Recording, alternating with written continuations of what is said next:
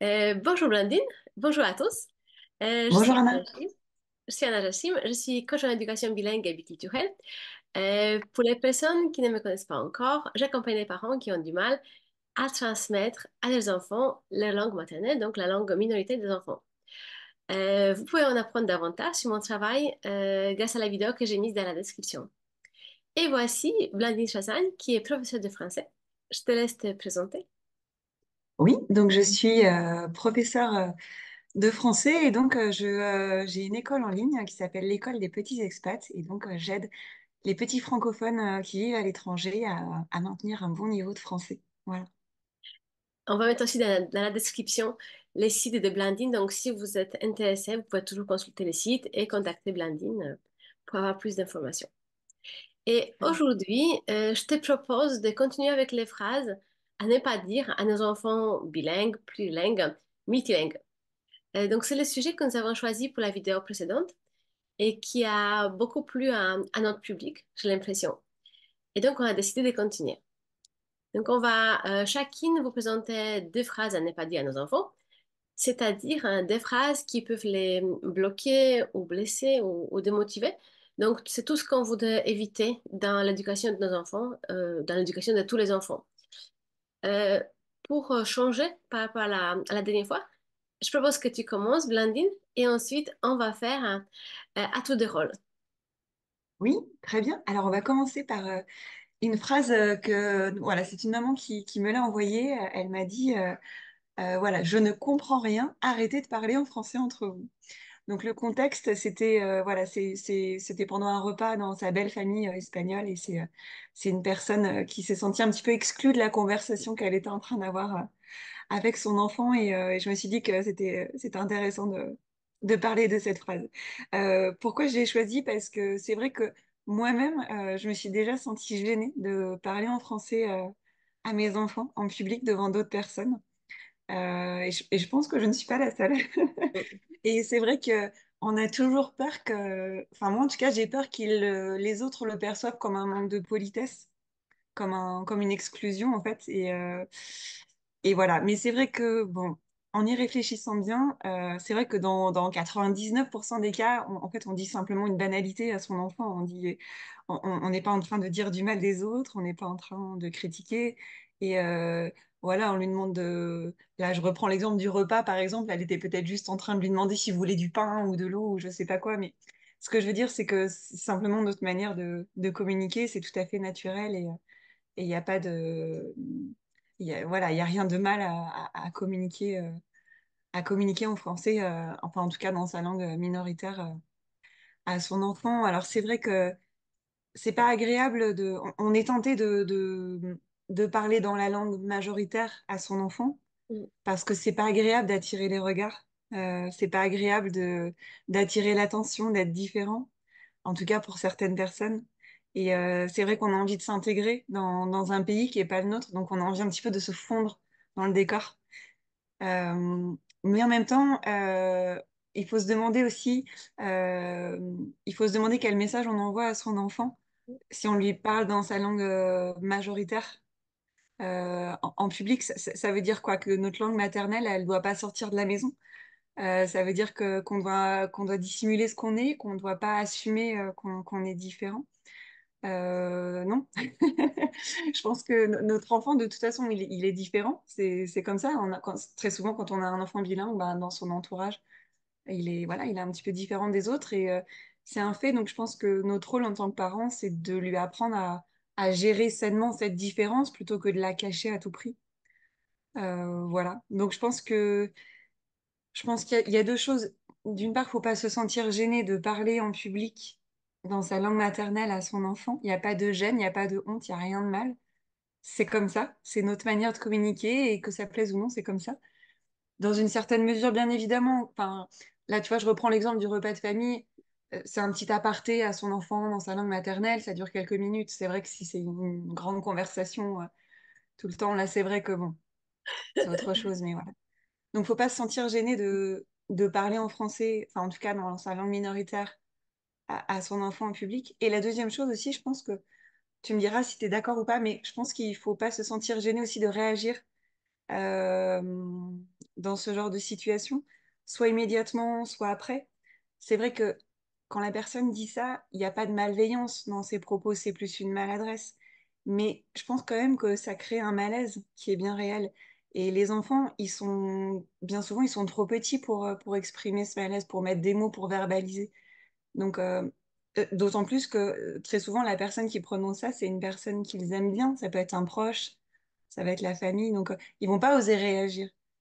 Donc, c'est notre responsabilité à nous de le faire. Et donc, après, très gentiment, avec beaucoup de bienveillance, des fois un petit sourire, un petit voilà, on peut rapidement dédramatiser la chose. Mais je pense que c'est important, voilà, de réagir, soit en parlant à l'adulte qui a prononcé cette phrase, soit en reparlant avec son enfant le soir, voilà, voilà, de lui expliquer ce qui s'est passé et de mettre des mots sur ce qui s'est passé. Oui, Voilà. oui, tout à fait. J'aime bien ce que tu as dit, que personne ne devait nous dire, en fait, comment communiquer avec notre enfant, parce que c'est notre Mm, réaction et ça concerne que nous deux, en fait. mm, Mais je pense que ça, en fait, je sais que ça peut être dur, hein. Et j'ai une petite anecdote à raconter. Une fois, c'était en fait, on était à l'école, j'étais avec mon fils et on avait besoin de discuter avec quelqu'un de l'école, c'était la personne du centre de loisirs, qui était à l'époque assez stricte et elle faisait un peu peur aux enfants. Et mon fils, il avait 6 ou 7 ans, il était vraiment intimidé face à elle. Et il m'a dit quelque chose en polonais. Et je pense aussi parce que comme il était avec moi, bon, nous, on parle polonais, et donc, il se sentait plus en sécurité linguistique et émotionnelle avec moi. Et donc, il m'a mm. dit quelque chose, mais tout à fait banal, en fait. Et elle a demandé, t'as dit quoi à ta mère? Et c'était, tu sais, on était comme ça, oh. Et je m'attendais juste à ce qu'elle me dise, en France, on parle français. Bon, elle l'a pas dit, mais on était vraiment Ouais. gênés et on a, en fait, c'était super difficile de réagir parce qu'on était face à une sorte d'autorité.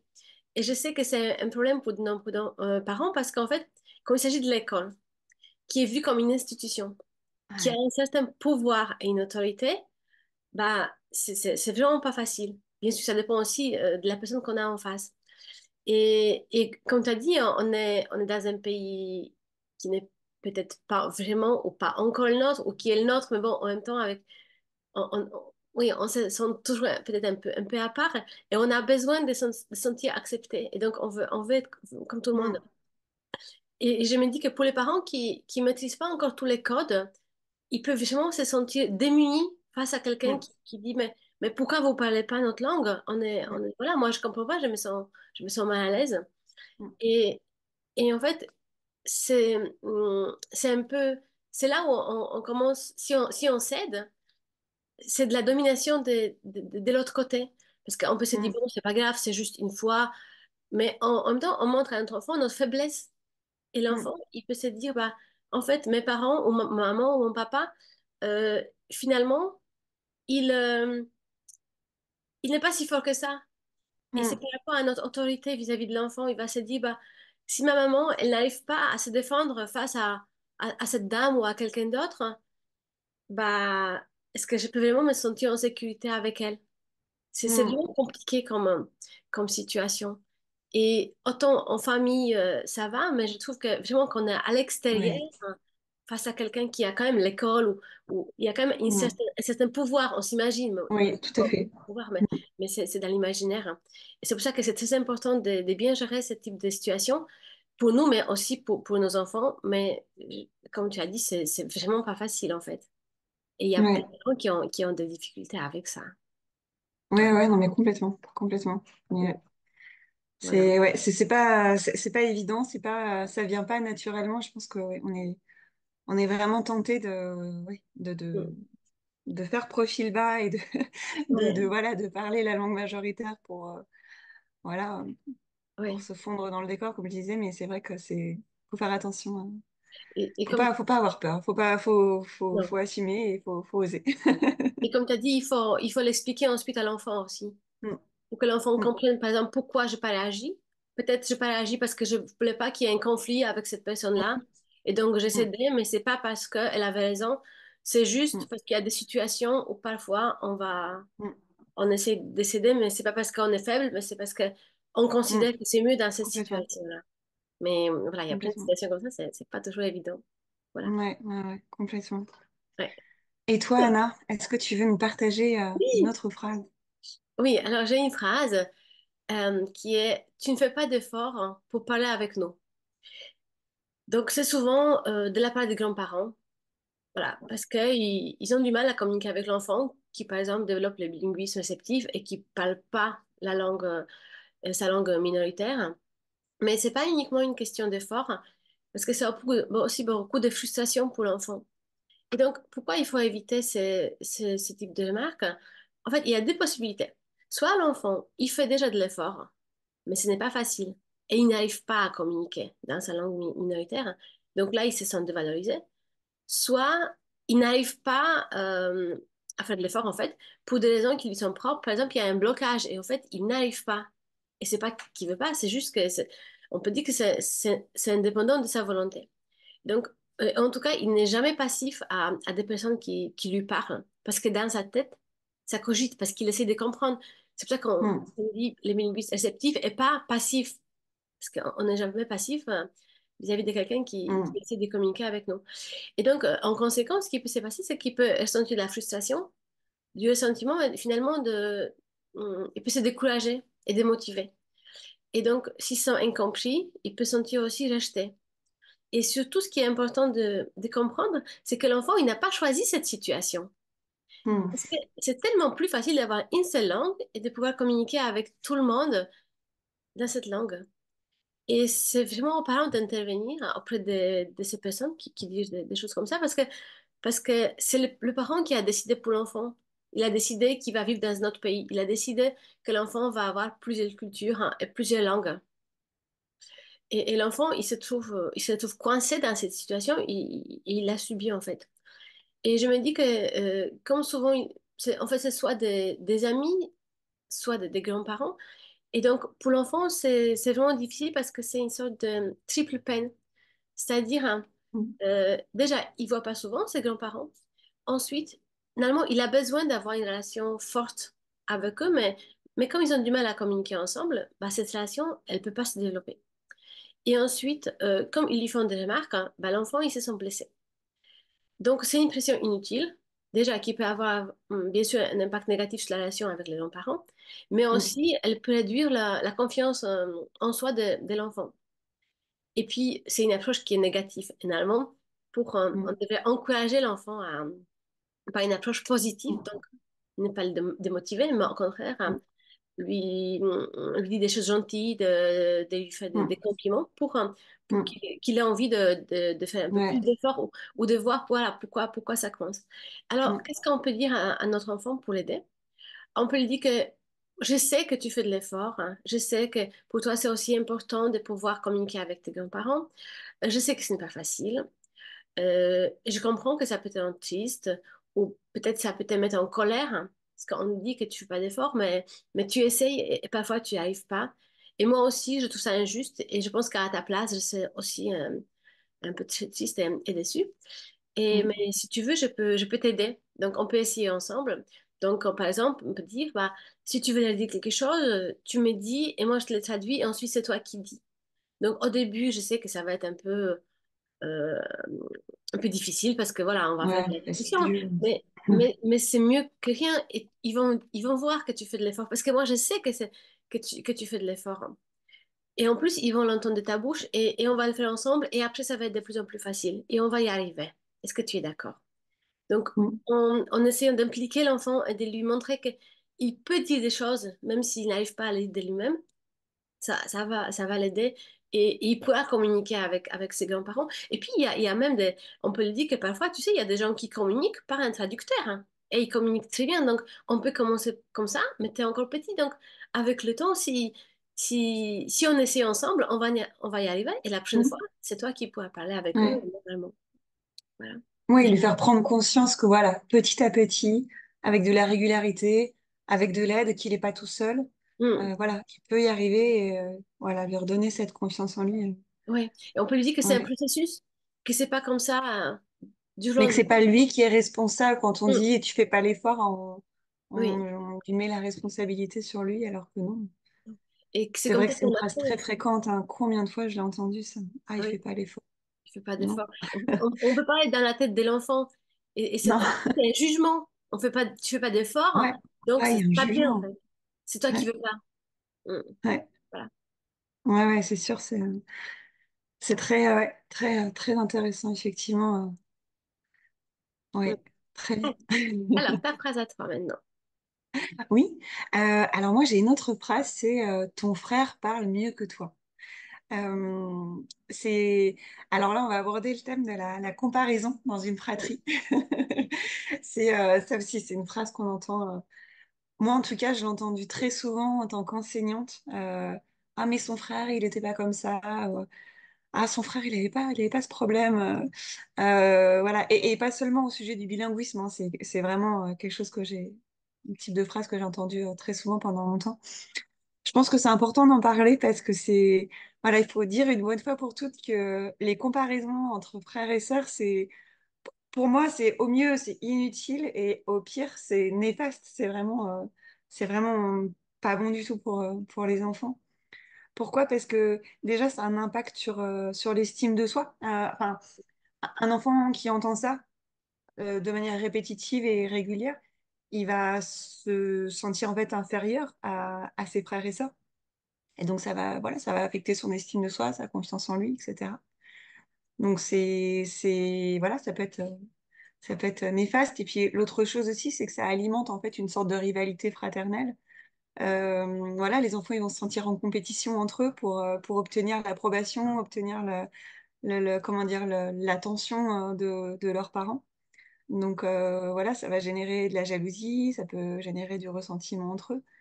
Et ça, c'est des choses qui peuvent durer en plus sur du long terme, non? Ça peut durer des années voilà, dans leur relation. Donc, l'autre chose aussi, c'est que ça peut avoir aussi des effets sur le développement de leur identité. En fait, un enfant, il a besoin d'espace en fait pour explorer son identité, il a besoin de grandir à son rythme, d'évoluer à son rythme. On le sait, on le dit, les enfants, ils ont des rythmes différents. Et dans une même fratrie, deux enfants peuvent avoir un rythme très différent, une personnalité très différente. Et notre rôle en tant que parent, bah, c'est ça, c'est de respecter ça, de pas entraver ce processus-là. Donc voilà, un enfant qui parle moins bien son frère ou qui met plus de temps ou qui a plus un accent plus marqué que son frère ou sa sœur, bah, c'est pas mieux ou moins bien, c'est simplement différent et c'est tout. Il n'y a pas de jugement, il n'y a pas de comparaison à faire entre eux, voilà. Alors, on peut tout à fait, enfin, oui, on peut l'aider, mais sans faire la comparaison avec son frère et sa sœur, c'est vraiment un sujet, un terrain sur lequel il vaut mieux pas se lancer. Voilà, et puis aussi, la dernière chose, c'est que je pense que ce type de comparaison, ça peut créer un environnement de stress et de pression, non, entre les enfants. Ils vont se sentir constamment sous pression pour être à la hauteur des attentes des parents. Mm. Et voilà, c'est pas, est-ce que c'est ce qu'on veut, est-ce que c'est ce genre de modèle éducatif Mm. qu'on veut, qu'on veut pour nos enfants? Est-ce que c'est ce genre de choses qu'on veut? Non, donc voilà, je pense qu'il faut vraiment être très attentif à ce genre de phrases, qu'elles viennent d'un parent, d'un enseignant, d'un proche. Vraiment, les comparaisons entre frères et sœurs, c'est vraiment quelque chose Ouais, à éviter le plus possible. C'est ouais. contre-productif, mais complètement. Ouais. Moi, j'ai entendu des phrases comme ça aussi, pas uniquement au sein des familles, mais au sein de la communauté. Par exemple, il y a des Polonais qui vivent en Grande-Bretagne, et donc il y a des Mm. familles qui se connaissent. Et donc parfois, ah oui, mais la fille de quelqu'un, elle parle mieux que toi, et pourtant elle a ton âge.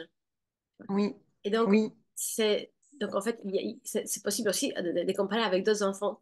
Et en fait, le problème, c'est que l'enfant, il peut avoir tendance à se comparer à d'autres personnes, aussi dans d'autres Mm. domaines. Oui, Et pourtant on est tous uniques et on n'a pas besoin de faire comme les autres, hein. Mm. Et on ne devait pas se mesurer aux autres, mais à nous-mêmes. Et moi, j'aime bien, en fait, Mm. j'ai un exemple aussi de l'école de mon fils. Euh, je sais pas, peut-être que c'est comme ça dans toutes les écoles maintenant, mais ils font souvent des dictées. Et donc, Mm. ils n'ont pas de notes, mais ils ont des pourcentages. Et chacun Mm. a son graphique.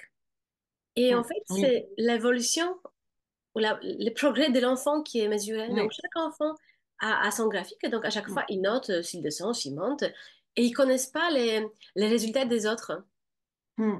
Donc, comme ça, il sait juste, voilà, là, je fais mieux, là, je fais moins bien, Ouais, là, je progresse, là, j'ai eu un petit souci, mais l'enfant, il se compare à lui-même oui. d'avant, Et pas et aux autres. voilà, et Ouais, pas à d'autres enfants, et c'est vraiment bien. Et en ouais. plus, voilà, si, comme tu as dit, si on compare les enfants entre eux, bah, ça peut provoquer de la jalousie et de la Mm. compétition, de la Mm. rivalité plutôt que de l'entraide. Et Mm. l'objectif, c'est au sein des familles et puis au sein des Mm. entre copains aussi, que les enfants, Mm. ils s'entraident plutôt que de Oui. qu'ils soient en Ah compétition. oui, oui, complètement. Complètement. Ouais, ça, c'est... Malheureusement, c'est une mentalité qui est bien ancrée, je trouve, Ouais. dans le système scolaire français, où la compétition entre enfants, c'est effectivement, il faut plutôt privilégier l'entraide, la coopération et mettre l'accent sur, effectivement, comme tu as dit, sur les progrès de l'enfant, Mm. plutôt que est-ce qu'il est mieux ou moins bien que les autres. Ouais. Complètement. Et puis même, tu sais, pour aller plus loin, bon, ça n'a plus rien à voir avec les bilinguismes, mais même, il y a des entreprises qui ont où les salariés ont des objectifs et on dit qui a Mm. atteint l'objectif et qui a combien de points. Mm. Et c'est, Mm. et pour le moral des autres, en fait, c'est Ouais, tellement dur. Donc, ouais. donc voilà, moi je pense que c'est tout le modèle de notre Mm. société qui devrait être. Ouais. Oui, mais C'est on vrai, peut je pense qu'il y a commencer. des personnalités, il y a des personnes qui peut-être ont besoin de ça. Je pense, tu vois, tu parlais de l'exemple de l'entreprise. Il y a des personnes qui ont besoin de ce challenge pour avancer, pour se motiver, etc. Mais et puis il y a d'autres personnes, c'est complètement contre-productif, quoi. Mm, C'est complètement inhibant, en fait, de savoir qu'on va être comparé aux autres. oui, voilà. Mm. Très bien. Anna, est-ce que tu as une dernière phrase à nous partager? Oui, j'ai une dernière phrase.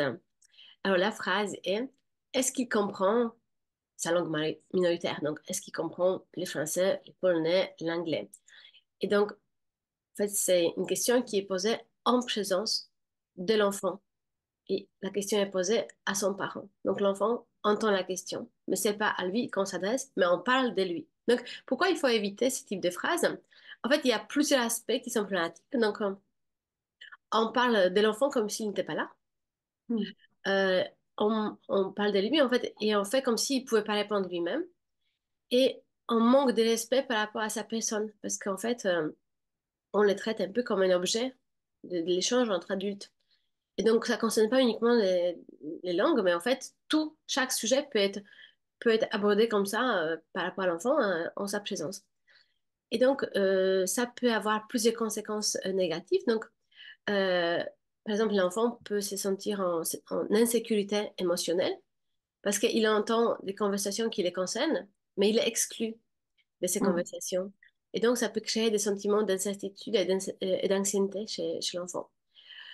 Il peut se sentir ignoré et pas respecté, donc, comme j'ai dit, traité comme un objet. Et il peut douter de sa valeur, hein, et donc il est dévalorisé. Ensuite, il peut se dire, mais, euh, est-ce que je suis moins bien que eux parce qu'ils parlent de moi comme Mm. je ne suis pas là? Et j'imagine qu'ils ne parlent pas comme ça de quelqu'un d'autre, par exemple, de mon papa ou de mon grand frère. Mm. Et donc, est-ce que moi, peut-être, je suis inférieure aux autres? Et pourquoi? Et donc, voilà, sa confiance en lui peut, peut se réduire. Ensuite, ça peut aussi avoir, en fait, je pense que ça va avoir un impact négatif sur la relation avec ces personnes-là, parce que l'enfant, il fait plus confiance à des personnes Mm. qui parlent de lui de cette manière. Et puis, pour le développement du langage et de la communication, c'est un problème parce qu'en fait, c'est tout le contraire de ce qu'il faut faire. Ce qu'il faut faire, c'est qu'il faut encourager les enfants à participer dans les conversations. Même si l'enfant, peut-être, il comprend pas tout ou il n'arrive pas à tout exprimer, mais on peut l'inciter, on peut essayer peut-être aussi dans sa langue ou hum, faire des gestes. Il y a des grands-parents qui communiquent très bien avec des gestes Mm.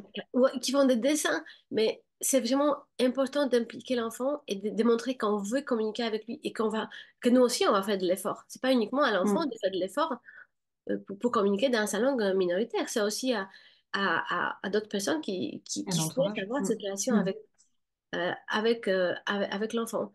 Et il faut vraiment pas enfermer l'enfant dans une bulle avec une étiquette. Il ne connaît pas cette langue. Ouais. Et puis, ce qui est problématique aussi, c'est comme si, si on dit ce type de phrase, c'est comme si les compétences linguistiques de l'enfant confirmaient sa valeur.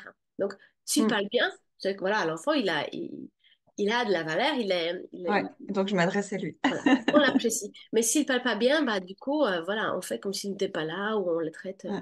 pas si bien. Et puis, il y a aussi un risque, c'est que la langue devienne un enjeu. Donc, Ouais. puisqu'il y a de la pression, donc il y a un jugement sur les compétences de l'enfant, et donc il y a des attentes que l'enfant apparemment n'arrive pas à Mm. satisfaire. Et l'enfant, il peut acheter aussi bien la langue que le pays de son parent ou de ses parents, et ces personnes-là aussi.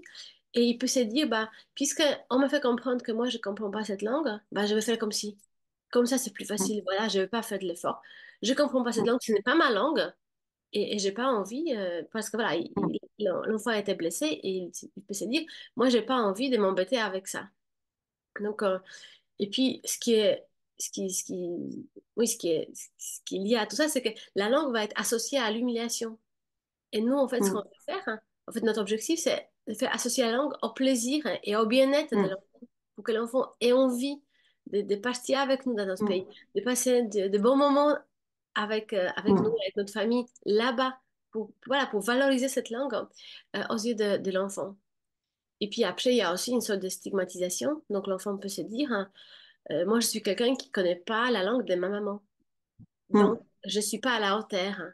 Donc, en Mm. fait, je suis nulle. Parce que, Mm. voilà, qui connaît pas la langue de sa maman? Mm. C'est pas Mm. bien, en fait. Ouais. Mm. Et donc, on revient à la question de confiance en soi. Ouais. Et ensuite, comment on peut agir? Qu'est-ce qu'on peut dire à notre enfant pour l'aider? Donc, surtout, je pense ce qu'il faut faire, c'est qu'il faut réagir tout de suite et impliquer l'enfant dans Mm. l'échange et montrer à l'autre personne qu'on n'accepte pas qu'on parle à notre enfant, Ouais. de notre enfant, voilà, même pas à notre enfant, qu'on parle de Mm. notre enfant de cette manière, comme il est là. Comme s'il n'était pas là. Ouais. Voilà, comme il est là. Et, et expliquer à l'autre personne que l'enfant, il comprend, qu'il fait des progrès, qu'il essaie et que pour lui, c'est important aussi, et qu'il est motivé et qu'il va progresser et que c'est un processus, qu'il lui faut un peu plus de temps. Et on peut dire aussi à l'enfant, ouais, je comprends que ce n'est pas agréable d'entendre ce type de remarques, quand quelqu'un parle de nous et nous on est là, mais que c'était juste maladroit, c'était pas méchant. C'est en fait, il y a des personnes qui savent pas comment réagir, hein, parce qu'elles Mm. aussi, elles se sentent frustrées Bien sûr. et en fait, elles voudraient parler avec Mm. toi, mais elles savent pas parce qu'elles connaissent pas d'autres personnes qui ont plusieurs langues. Et puis elles ont peut-être peur de le mettre mal à l'aise si effectivement il ne comprend pas. Voilà. Donc, en fait, c'est Mm. vraiment pas méchant, mais voilà, il y a des personnes parfois, qui savent pas comment Mm. faire. On peut dire aussi que je sais aussi que tu es un peu contrarié et moi aussi, je laisserai Mm. à ta place. Mm. Et c'est normal. Et, et après, ce qui est important aussi, c'est qu'il n'y a pas de bonne ou de mauvaise façon de parler une langue. Mm. Chacun apprend à son rythme, ce que tu as dit. Hein. Et toi, Mm. tu es unique et tu progresses à ta manière. Et moi, je suis très fière de tes Mm. progrès. Et toi aussi, tu peux en être fier. Hein. Et puis, ce qui peut être agréable, c'est qu'on peut dire, mais moi, j'aime beaucoup t'écouter, quelle que soit la langue. En Mm. fait, tu as tant de belles choses à dire. Hein. Et chacune de tes langues Mm. est spéciale et importante. Et toi, tu es spécial. Donc voilà, si jamais tu as des questions par rapport aux langues, tu peux me les poser. Je suis là pour toi, Mm. on peut en parler. Et nous sommes une équipe. Donc voilà, si tu veux faire plus de progrès, parce que peut-être tu Mm. peux aussi, peut-être tu peux penser que voilà, que tu pourrais parler mieux si tu as envie, on peut les faire ensemble. Je suis là et on va se soutenir et on va y arriver. Et donc, Mm. comme ça, on peut encourager l'enfant et on peut lui montrer Mm. qu'il va y arriver s'il a envie et que ça dépend de lui et que nous, on est là pour l'aider, en fait. Et qu'il peut nous faire Ouais, confiance. Comme ça, complètement. il n'est pas tout seul. Voilà. Complètement, complètement. Très bien. Et puis aussi inviter la personne qui a dit ça à s'adresser directement. C'est ça. On peut lui dire aussi, bah, tu peux lui poser la question. C'est la première chose à faire. Ouais, ouais. Ouais. Très bien. Et aussi, je pense qu'on peut, de façon générale, expliquer à, Mm. à notre entourage, dans notre pays Mm. ou ailleurs, voilà Mm. comment ça se passe avec l'enfant qui Mm. vit dans un environnement bilingue ou plurilingue. Mm. Et c'est pas toujours facile pour l'enfant de tout de suite de parler les deux langues. Il y a des enfants, oui, bien sûr, Mm. pour qui c'est facile, mais il y a des enfants qui ont besoin de Mm. plus de temps. Mm, Et voilà, ça dépend de la personnalité de l'enfant, du contact avec la mm, langue, et que c'est pas automatique. Parce qu'il y a plein de mm, parents, des grands-parents en fait, nos parents, qui pensent, ah non, mais tu parles à l'enfant dans ta langue, bah, en fait, il devrait répondre comme les enfants monolingues mm, en France, en Pologne, en Grande-Bretagne ou mm, partout. Mais ça marche pas mm. comme ça pour tout le monde. Voilà, Ouais, très bien, très intéressant. Très voilà. Voilà. intéressant. Très bien. Bon, on arrive à la fin Oui, de cette vidéo qui était encore une fois très intéressante et voilà. On espère qu'elle sera utile pour les parents qui nous regardent et qui seront plus éclairés sur certaines situations et sur l'impact de ces phrases qui peuvent paraître innocentes oui, et maladroites, mais voilà, qui peuvent vraiment avoir un impact pour les enfants bilingues et oui, plurilingues. oui. Très bien, on se retrouve le mois prochain pour une prochaine vidéo. Oui, et puis je voulais juste dire que s'il y a des personnes qui nous regardent et qui voudraient qu'on aborde d'autres sujets qui sont liés Oui. au bilinguisme, à l'éducation bilingue, bah, vous pouvez nous Mhm. écrire. Pour nous contacter, en fait, nos sites sont dans la description de la vidéo. Donc, on est Oui. vraiment... Oui, tout à Écrivez-nous. fait. On vous lit et on vous répond. Ouais. Et puis, nous, oui, comme tu as dit, on se retrouve dans quelques semaines avec un nouveau thème à vous proposer. Merci, Blandine, et, Merci Anna. À et à bientôt. bientôt alors.